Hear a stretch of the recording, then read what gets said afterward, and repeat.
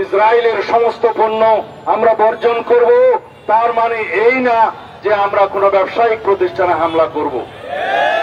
আজকে যেখানেই হাসিনা আশ্রয় নিন না কেন, বাংলাদেশের মানুষ সারা জীবন এই আওয়ামী ফেসিবাদী ইসলাম বিদ্বেষী এই আওয়ামী লীগের বিরুদ্ধে এই ধিক্কার জানিয়েই যাবে যে তারা মুসলিম বিদ্বেষী, ইসলাম বিদ্বেষী, আলেম বিদ্বেষী, সারা পৃথিবীতে ইসরায়েল পন্থীদের সমর্থক ছিল।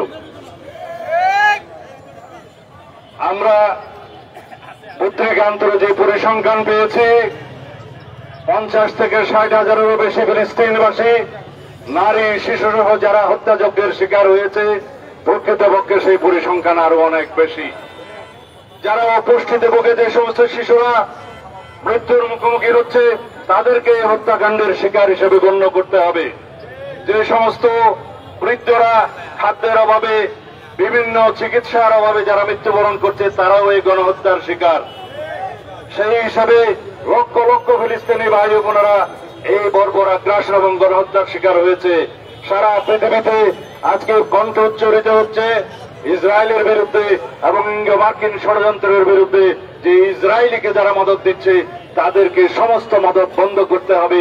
ইসরায়েলের সমস্ত পণ্য আমরা বর্জন করব, তার মানে এই না যে আমরা কোনো ব্যবসায়িক প্রতিষ্ঠানে হামলা করব।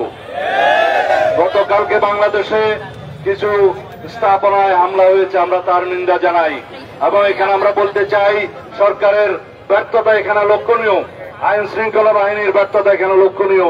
তাদের উচিত ছিল আগের থেকে এখানে সতর্কতা অবলম্বন করা, তাহলে বাংলাদেশের নামে এই বদনামটা আমাদের নিতে হতো না।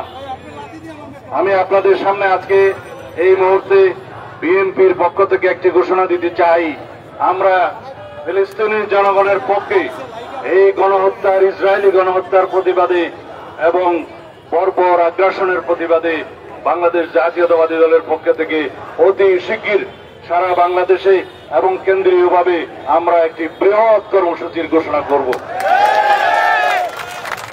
আমরা এদেশের সমস্ত জনগণকে আহ্বান জানাই, পৃথিবীর সমস্ত মুসলিম বিশ্বের যারা মোড়ল আছেন তাদেরকে আহ্বান জানাই, যারা পরাশক্তির একটি অংশ, যারা মদদ দিচ্ছে ইসরায়েলিদেরকে, তাদেরকে আহ্বান জানাই, এই মুহূর্ত থেকে গণহত্যা বন্ধ করার জন্য আপনাদের পদক্ষেপ নিতে হবে।